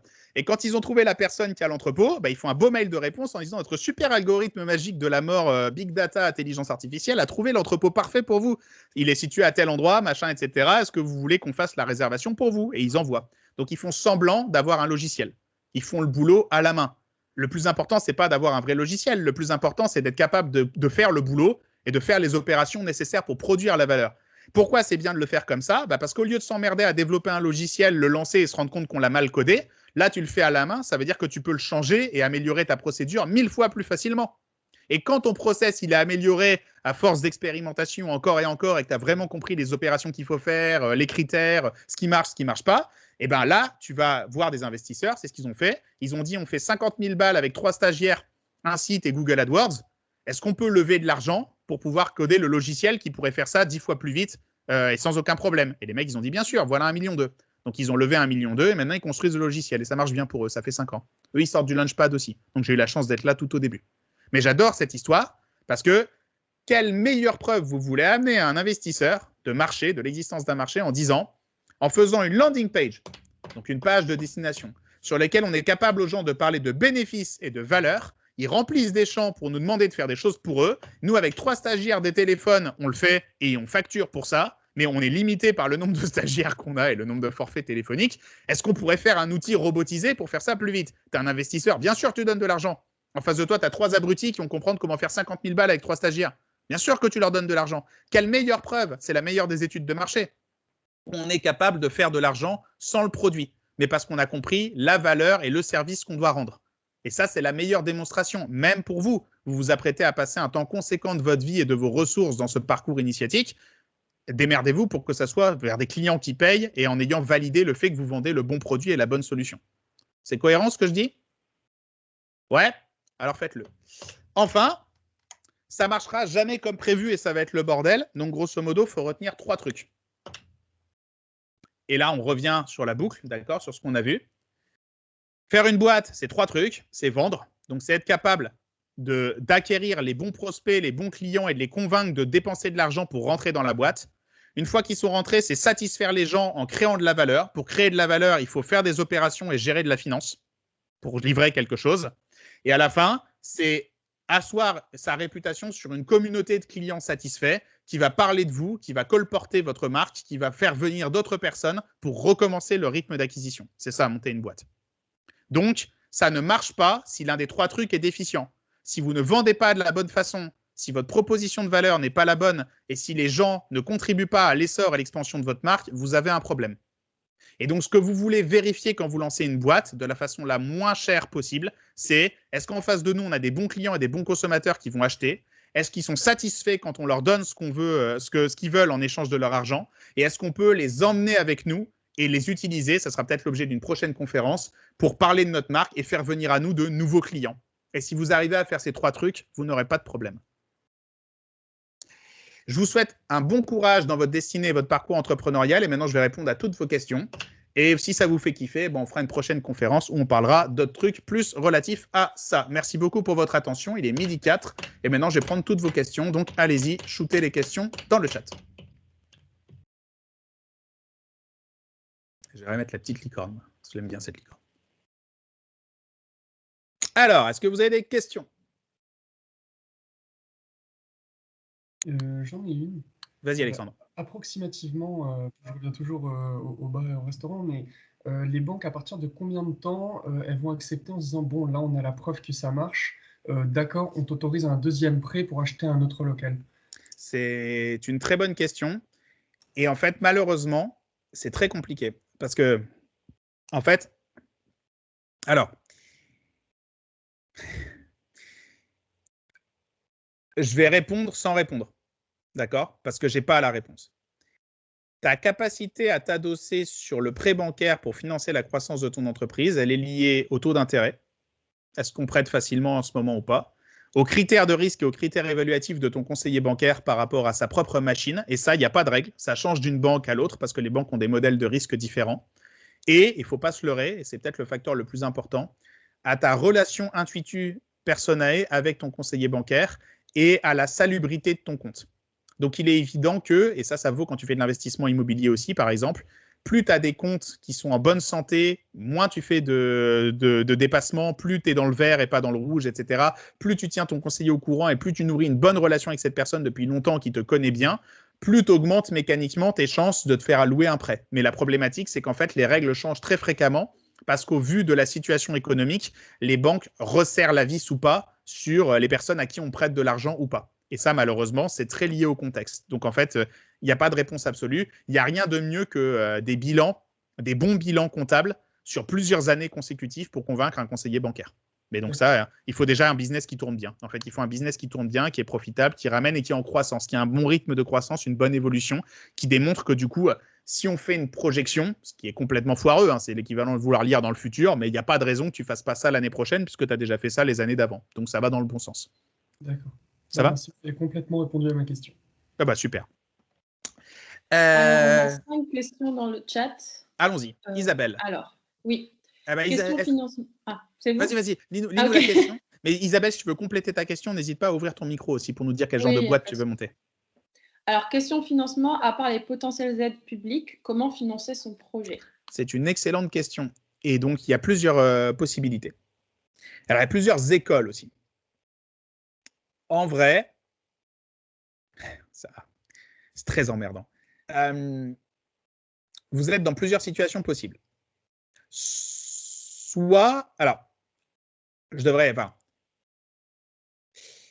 pour augmenter vos chances de réussir, voilà ce que je vous conseille de faire. Prenez un boulot salarié dans le secteur qui vous intéresse. Allez faire de la vente dans ce secteur. Ou allez faire des opérations dans ce secteur pour essayer d'apprendre le plus précisément possible à quoi ressemble le métier que vous voulez faire. Apprenez les outils, apprenez les méthodes et surtout, faites-vous un réseau relationnel.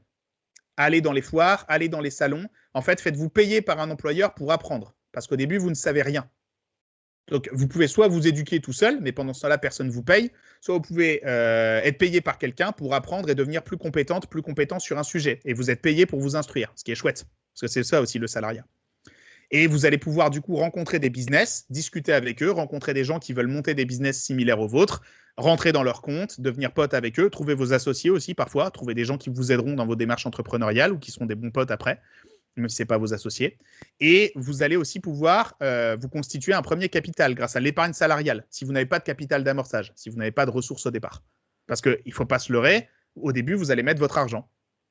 Alors après, toute la problématique, c'est que selon la nature des business, il y a des business avec des coûts d'amorçage très élevés et des business avec des coûts d'amorçage très faibles. Notamment, toute la problématique de vouloir construire des vrais trucs de la vraie vie en atomes, voilà, cette tasse par exemple, c'est qu'en fait, il faut acheter des matières premières et la faire fondre chez quelqu'un qui fait ça avant de la vendre. Donc, elle vous coûte de l'argent avant de vous en avoir ramené. Alors ça, bien sûr, la société a résolu cette question depuis un certain nombre d'années maintenant et ça s'appelle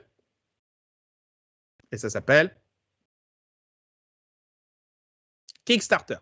Donc, Kickstarter, c'est une plateforme sur laquelle tu vends des trucs que tu n'as pas et quand il y a suffisamment de gens qui l'ont acheté, tu as le pognon pour construire le truc que tu voulais vendre au départ. D'accord. Et d'une façon générale, indépendamment du fait que vous ayez ou non du capital ou que vous considériez ou non le fait de faire un prêt ou d'accéder à des aides et du financement, qui peut exister, je vous recommanderais de toute façon la chose suivante, faites semblant. La meilleure façon de vous lancer, c'est faire semblant, c'est-à-dire faites semblant d'avoir un produit et d'un service et essayez de générer des ventes. En fait, faites du dropshipping sans prendre le pognon.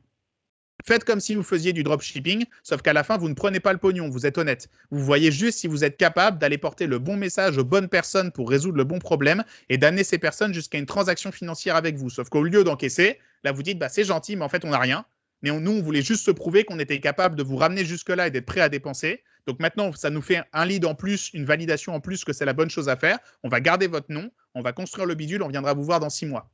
Et là, quand tu auras ces données-là, ça va être aussi beaucoup plus facile d'aller voir ton banquier, d'aller voir des personnes que tu veux associer à ton capital, etc. pour créer ta boîte.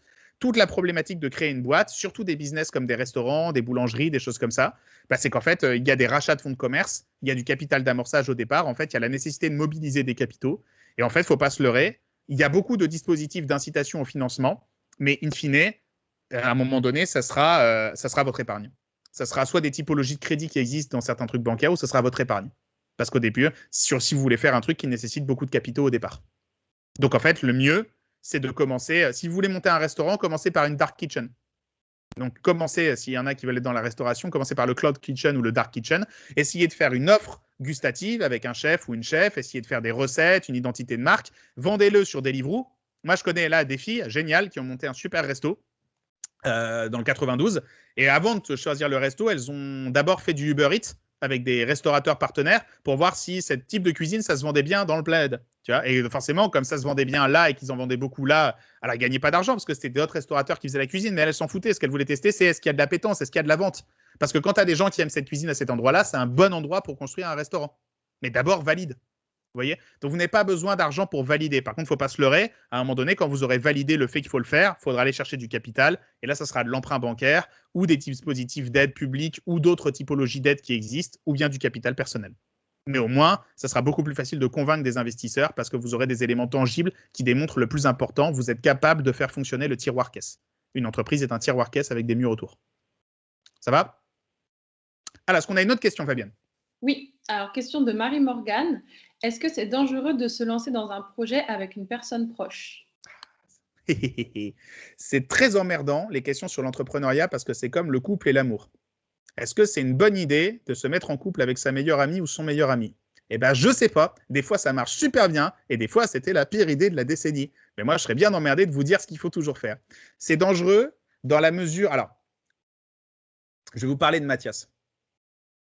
Mathias, il a une place très particulière dans ma vie et c'est la seule personne qui a cette place-là. Parce que quand vous travaillez tout le temps avec quelqu'un, au bout d'un moment, en fait, un associé ou une associée, c'est quelqu'un avec qui vous avez une grande relation de proximité parce que vous passez votre temps ensemble et vous passez votre temps à bosser ensemble. En plus, vous partagez des problématiques financières ensemble. Vous gérez un truc qui ramène de l'argent, donc il faut bien le gérer. Et en plus, vous devez avoir une vision et un projet, vous projeter dans l'avenir ensemble. Parce que s'il y en a un qui veut faire un truc et l'autre un autre truc, vous n'allez pas aller très loin. Donc, c'est ce qui ressemble le plus à un couple et qui n'en est pas un. Sauf qu'en plus, il y a de la thune. Sauf qu'en plus, il y a des problématiques financières. Donc, vous pouvez vous associer avec quelqu'un que vous connaissez très bien et qui est proche de vous. Moi, je connais des boîtes qui sont gérées par des frères et des sœurs et ça marche du feu de Dieu. Par contre, ne vous leurrez pas. 2 choses très importantes. Explicitez tout. Explicitez tout. Ne laissez pas l'implicite. Donc, explicitez tout. Prenez le temps de discuter de toutes les choses tout le temps. Et ça m'amène au deuxième conseil qui est « ce temps-là n'arrivera pas, prenez-le ». Je connais 2 sœurs qui sont extraordinaires, qui bossent ensemble. Là, la boîte commence à marcher. Ça fait 5 ans qu'elles lancent un truc qui s'appelle Maze. Vous pourrez aller voir ce qu'elles font, c'est super. Elles sont passées sur M6, sur Qui veut être mon associé. Donc, du coup, ça a explosé, ça a bien marché pour elles et tout. C'est trop cool. Mais en fait, ça fait 6 mois qu'elles se disent « putain, mais on ne se parle plus, on n'a plus le temps ». Parce qu'en fait, on est tous les deux dans la boîte et on est dans tous les sens, on est à donf et tout, on n'a plus le temps. Et donc, du coup, on n'a plus fait point. Et là, on ne sait plus si on est aligné ou pas aligné. Et moi, j'ai dit « mais les filles, c'est facile ». À un moment donné, en fait, un mercredi ou un vendredi après-midi par mois, même si c'est jamais le temps, vous prenez ce temps-là et vous passez 4 heures et vous vous alignez. Et vous posez tout sur la table, vous faites l'agenda et vous dites ça, on en est là, où est-ce qu'on va, est-ce qu'on a toujours la vision. C'est aussi pour ça que c'est bien d'avoir des projections, des chiffres, des qu'est-ce qu'on veut faire ensemble, des trucs écrits et consignés, parce que ça nous permet de les relire en disant est-ce qu'on est toujours aligné, est-ce qu'on va par là, est-ce qu'on y croit encore, est-ce qu'on est dans la bonne direction. Et ça, ne vous leurrez pas. Si vous ne prévoyez pas ce temps-là pour faire le point, ça n'arrivera jamais. Parce que, et j'ai oublié de le dire, être entrepreneur, c'est facile. L'emploi du temps d'un entrepreneur et d'une entrepreneur, c'est très simple. Le lundi, il faut désamorcer une bombe. Le mardi, il faut éteindre un incendie. Le mercredi, il faut sauver des pandas dans un immeuble en feu. Le jeudi, il faut sauver un séisme. Et le vendredi, il faut sauver une colonie de vacances de la noyade. Le week-end, tu fais semblant de dormir. Le lundi, tu recommences. Donc, si vous entreprenez, vous serez toujours dans l'urgence. Il y aura toujours une couille. Et vous avez intérêt d'aimer ça. Moi, les seules personnes que je connais qui adorent l'entrepreneuriat, c'est facile, c'est les personnes qui ne savent pas s'emmerder. Quand elles sont en vacances le samedi après-midi sur la plage, elles sont en mode « il est pas mal le mec qui vend des glaces, mais je pourrais optimiser son truc. On pourrait mettre un deuxième mec qui vendrait des gaufres et tout. » Ils s'arrêtent jamais. C'est des gens à résoudre des problèmes et gérer d'urgence, ça les excite en vrai. Ça leur donne de l'adré, ils sont à donf comme Jack Bauer dans 24 heures. Et vous avez intérêt à avoir cette typologie de personnalité-là parce qu'il ne faut pas se leurrer. Monter une boîte, c'est gérer de la merde en permanence. En fait, une boîte, c'est un système qui tourne sans toi, mais il y a toujours une couille. Par exemple, ton meilleur commercial se barre parce qu'il suit sa femme à Marseille. Par exemple, ton banquier, finalement, il renégocie ton prêt à la baisse. Par exemple, toi, ta campagne Facebook, elle marche 2 fois moins bien que la semaine dernière. Donc, tu es toujours en train. En fait, il faut imaginer que c'est une énorme tuyauterie et toi, tu es toujours en train d'essayer de colmater, rafistoler, redonner des coups de tournevis pour que tout fonctionne. Mais si vous ne prévoyez pas ce temps d'alignement, vous ne l'aurez jamais parce qu'il y aura toujours de la merde à gérer. Il y aura toujours une urgence. Je connais aucun entrepreneur. Le revenu passif n'existe pas. Il n'y a pas des gens qui sont sur des transats à Bangkok en disant ma boîte, elle tourne toute seule. Ça, c'est des connards de l'Internet qui vous vendent ça. Ça n'existe pas. Personne ne vit ça. Personne. J'espère que j'ai répondu à la question. Est-ce qu'on a une autre question? Oui, on en a encore 4. Allons-y. De Hugues, est-ce possible de se mettre en contact pour parler de nos idées de projet? Je ne sais pas si tu peux partager ton LinkedIn ou... J'aimerais beaucoup, et pour des raisons évidentes, je ne vais pas le faire. Parce que, alors, je suis sur My Job Glasses, qu'on vous a présenté probablement, mais là, je suis en pause parce que je ne peux plus. Donc, voilà ce que je vous propose, et ça, je m'engage à le faire. Vous allez voir Frédéric, enfin, Monsieur Dansette. Enfin, voilà, vous dites, wesh Fred, Rémi nous a dit de t'appeler Fred, comme ça, il vous met une tarte. Et après, vous dites, pour celles et ceux qui veulent monter des boîtes, voilà ce qu'on te propose si ça t'intéresse pour un prochain Talent Career, genre le mois prochain, enfin, quand vous voulez. on va faire un office hour. Donc, on va prendre 1 heure ou 2 heures. Et moi, je vais rallumer ma cam et on va prendre 2 heures. Et là, vous allez venir me poser toutes les questions techniques et pratiques que vous voulez sur vos boîtes. Et moi, je vais essayer de vous répondre le mieux possible. Comme ça, moi, ça va me coûter 2 heures. Je vais traiter tout le monde en même temps et je vais essayer de répondre au plus de questions possible. OK, donc ça, vous voyez avec Frédéric à la fin de ce truc ou la personne qui s'occupe de ça avec Frédéric. Et moi, si ces personnes-là sont OK, on renégocie un créneau et on fait un office hour sur l'entrepreneuriat. OK? Ou sinon, n'hésitez pas à aussi envoyer un message à Talent & Career, du coup, le compte que j'utilise, et on va lire tous les messages aussi. Excellent. Voilà. Et par pitié, je vous en supplie, et je vais vous supplier pour de vrai. Voilà, donc là, je me mets à genoux, là. Donc là, grosso modo, je suis à genoux devant vous, donc je ne peux pas faire beaucoup plus. Par principe, j'accepte tous les programmes, tous les RSB de quelques programmes qui soient sur LinkedIn. Donc, rajoutez-moi sur LinkedIn. Mais par pitié, bordel de merde, par pitié, mettez un message d'introduction. Je ne lis pas les demandes des gens qui ne m'envoient pas de message d'introduction. Ça revient à me croiser dans la rue, à ne rien me dire et à me faire un poc sur l'épaule en attendant que je fasse un truc. Je ne sais pas qui vous êtes, je ne sais pas d'où vous venez. Par pitié, même si c'est 3 mots, mais faites-moi des messages d'introduction. Et d'une façon générale, si vous voulez utiliser LinkedIn pour le business, faites toujours des messages d'introduction. N'ajoutez jamais quelqu'un sans message d'introduction. En fait, on ne le ferait pas dans la vie. C'est extrêmement mal poli. Et on ne le ferait pas dans la vie. Faites gaffe à ça. Moi, je n'ajoute plus. Les gens qui ne mettent pas de message, mais cancel. Je ne lis même pas leur nom. Quand il n'y a pas de message, toutes les lignes sans message, je fais cancel. Et après, je lis les messages. C'est ça mon rituel du lundi matin. C'est je cancel tous ceux qui n'ont pas de message et après, je lis tous les messages et là, j'approuve et je refuse. Mais tous ceux qui n'ont pas mis de message sont déjà passés dans le filtre. Si LinkedIn m'offrait un filtre en disant ne pas voir les gens qui n'ont pas mis de message, moi, je l'active direct. Donc, par pitié, faites les choses bien. J'en parle dans la conférence sur le réseau. Allez voir la conférence sur le site. Ça s'appelle Soyez vous-même, vous allez voir. Okay. Merci pour le tip, Rémi. Pas de problème. Donc, Hugues, j'espère qu'on fera ça. Comme ça, ça pourra permettre de répondre à toutes tes questions sur tes idées. Est-ce difficile de créer une entreprise administrativement parlant, Louis? Alors, non. Clairement, pas du tout. Vraiment pas du tout. C'est-à-dire qu'il ne faut pas se laisser avoir par l'aspect administratif, mais je vais vous donner le même conseil que je vous donne depuis le début. Donc, vous allez savoir le conseil que je veux vous donner. Quel est-il? C'est le même conseil que je vous donne depuis le début. Un indice, c'est caché dans la slide à l'écran. Vous n'avez pas besoin de boîte pour vendre. Vous avez besoin soit de la boîte d'un copain, d'accord, soit tout simplement, par exemple, je vais vous raconter. Alors moi, c'est un peu particulier parce que je fais du conseil. Donc, c'était possible dans ce contexte-là, mais il y a plein d'autres façons de le faire. Quand j'ai commencé, j'étais en portage salarial. Quand vous êtes en portage salarial, vous êtes salarié d'une structure et vos clients contractualisent avec cette structure qui vous loue en tant que consultant. Ce qui est génial parce que du coup, vous n'avez aucune responsabilité d'aucune sorte sur le plan juridique. C'est une autre boîte qui porte votre activité et qui gère toute la compta, la contractualisation, l'administratif, les déclarations URSSAF, tout ça. Ça, ce n'est pas votre problème. Bien sûr, elle prend un pourcentage. La mienne prenait 10%, donc 10% de mon chiffre pour faire ça. Et moi, j'étais très heureux parce que du coup, pendant 3 ans, parce que pendant les 3 premières années, j'ai été en portage, j'ai pu faire les seules choses qui étaient importantes, qui étaient trouver des clients. Et un jour, je faisais tellement de chiffre d'affaires, j'étais content, que j'ai rencontré une copine qui a dit franchement, Rémi, je sais que tu ne veux pas créer de boîte parce que tu as peur de l'administratif et tout, mais là, tu fais trop de chiffres et ça te coûte trop cher ce régime. Franchement, crée ta structure, je vais te présenter mon comptable, tu verras, c'est un gars sûr et tout, et ça va aller mieux. Et là, j'ai créé ma SAS. Mais j'ai créé ma SAS quand je faisais déjà du chiffre. Et d'une façon générale, n'immatriculez surtout pas de structure. Essayez de faire des ventes avant tout. Essayez de faire un modèle, de faire une site, un page, une boutique, de la communication, des offres, peu importe. Trouvez des clients. Et quand vous êtes sûr qu'il y a de l'argent à se faire et sûr que ça va décoller et que ça peut marcher, emmerdez-vous avec la question administrative. Mais vraiment, la question administrative, c'est ce qui vient en dernier, pas au début. Sauf si vous êtes sur un marché réglementé. Ou type, faut être une boîte d'une certaine taille pour répondre à des appels d'offres. Mais généralement, ça vous concerne pas.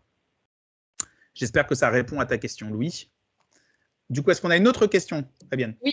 Alors, Satya, j'espère que je dis bien ton prénom. Que penses-tu des incubateurs? Est-ce que ça vaut vraiment le coup? C'est une bonne question. D'une façon générale, alors, se faire incuber, c'est intéressant selon le stade de maturité dans lequel on est. Un incubateur, normalement, par exemple, je vais vous parler de l'incubateur HEC parce que c'est celui que je connais le mieux. L'incubateur HEC, c'est très dur d'y entrer, par exemple, si vous n'avez pas encore fait de vente. C'est un endroit où on va vous aider à changer votre produit qui commence à marcher en produit qui marche vraiment très bien. Mais il faut au moins un produit qui marche. Vous n'allez pas rentrer avec une idée. Il y a des incubateurs, ailleurs, c'est différent. Vous allez rentrer avec une idée. Donc, ce qui va vraiment vous intéresser quand vous rejoignez un incubateur, c'est quelques questions clés. Et ça dépend de chaque incubateur. Donc, il faut tout tester. Est-ce qu'il y a un programme d'accompagnement? Est-ce que vous allez avoir de la ressource, de la méthodologie, accès à des coachs et des experts qui vont vous aider à structurer votre projet et à vous guider sur les choses les plus importantes à faire? C'est très rare.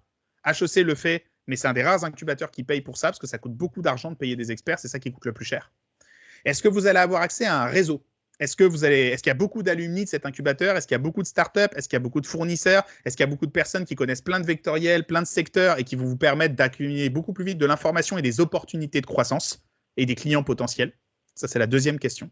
Et la troisième question, c'est est-ce que vous allez avoir accès facilité à du financement? Est-ce que l'incubateur, il bosse avec des banques? Est-ce qu'il vous aide à faire des démarches de prêt, des démarches de dossier? Est-ce qu'il peut vous mettre en contact avec des investisseurs qui ont tendance à investir dans le genre de projet par rapport au stade de maturité auquel vous êtes? Ça, c'est les trois choses que vous attendez de l'incubateur. Le réseau, le capital humain, c'est la chose la plus importante. Le capital financier, l'accès au capital financier et le fait qu'il y ait ou non un programme structuré d'accompagnement avec des vrais conseils et des vrais experts qui peuvent vous accompagner selon votre niveau de maturité. Mais ça, très malheureusement, c'est la même chose, tu vois. Est-ce que c'est une bonne chose de faire une école de commerce ou une école d'ingénieur? La réponse, c'est ça dépend de l'école. Et l'incubateur, c'est pareil. Il faut aller trouver l'incubateur qui t'offre ça et pour lequel toi, tu es prêt à consentir.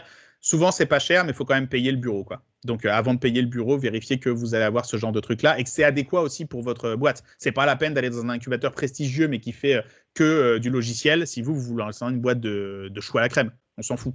Le plus important, c'est d'être là où les gens ont besoin de vous et là où les gens connaissent votre marché et vos clients. C'est vous rapprocher de vos clients. Est-ce qu'on a une autre question?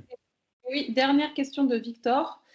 Quels sont les secteurs d'activité qui intéressent le plus les business angels actuellement? Victor, il est venu avec ses questions. Tout le New Deal, tous les objectifs de... Alors, là, il y a une rotation de portefeuille. Donc, OK, alors là, ça va être technique. Victor, est-ce que tu peux ouvrir ton micro et préciser ta question, éventuellement?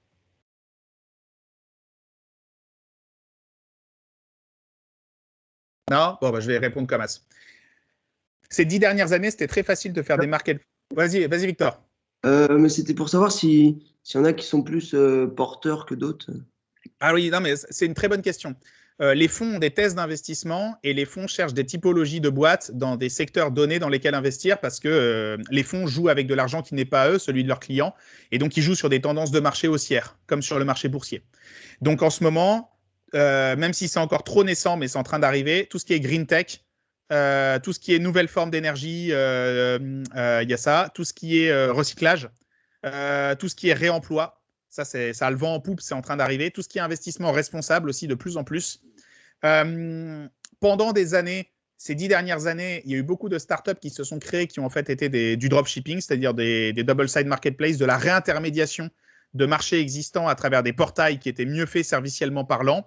Uber, Deliveroo, j'en sais rien, moi, Just Eat, enfin tout ce que vous utilisez vous, hein, grosso modo, les néobanques, etc.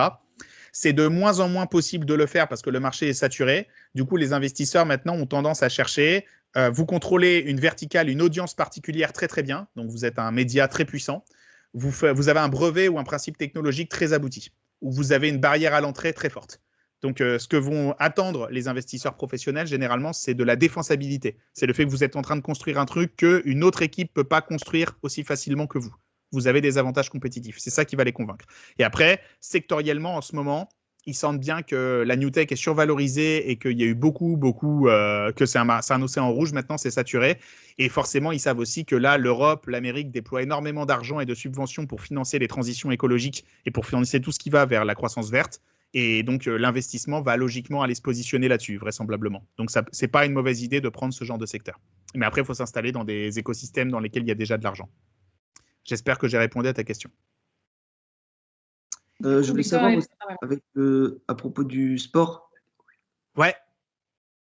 Donc, c'est développe en ce moment. Investir dans le sport. Alors, moi, je n'ai pas la visibilité. Je sais que la ville de Paris a un incubateur sur le sport, même sur le e-sport aussi.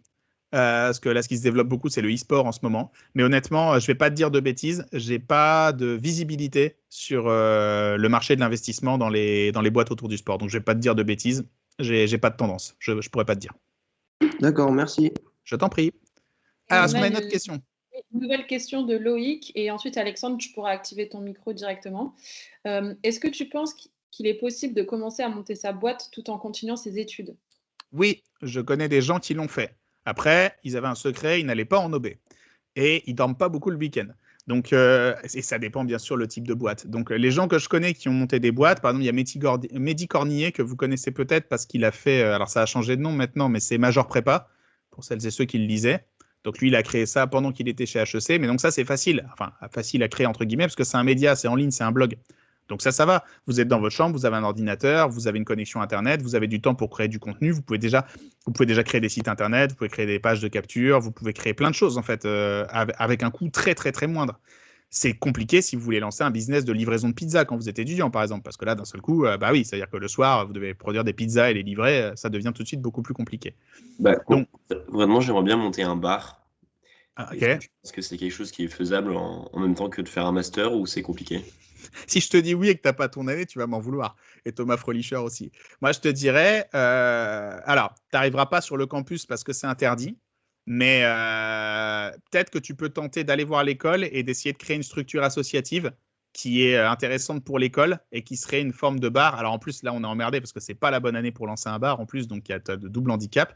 Mais j'essaierai de l'associer le plus possible à un projet pédagogique et relié aux étudiants de l'école. Pourquoi? Parce que les étudiants sont déjà une communauté préconstituée de milliers de personnes qui picolent. Donc ça, c'est tous tes clients et tes consommateurs potentiels. Donc bonne nouvelle. Et en plus, si toi, tu peux arriver à l'associer à ton parcours académique, tu peux le faire passer en stage ou en projet entrepreneurial ou en contribution à l'école. Et donc du coup, toi, tu gagnes tes ECTS en faisant ça et ça te coûte. Donc en fait, tu monétises ton temps de deux façons. Tu fais des ECTS et tu fais du business en plus. Donc tu peux commencer avec une structure associative ou essayer de monter un partenariat avec un bar existant, avec une offre RSB pour apprendre à faire tourner un bar si tu n'as jamais fait ça. Parce qu'au début, c'est ça, il faut déjà trouver un job dans le bar, il faut apprendre à faire tourner un bar, parce que c'est une économie bien à part. Ok, merci. Je t'en prie. Qu'est-ce qu'on a d'autre? Et du coup, je pense que Alexandre était en train de lever la main. Je ne sais pas si tu avais une question. Oui, vas-y. J'ai une question. Alors, bon, là, c'est pointu, mais je me perds un peu dans tout ce qui est imposition, tout ça. Grosso modo, est-ce que vous avez une idée de combien ça ponctionne sur un chiffre d'affaires global, les impositions pour un restaurant? Pour un resto, on va commencer. Alors, je vais faire une estimation, d'accord? Très bien.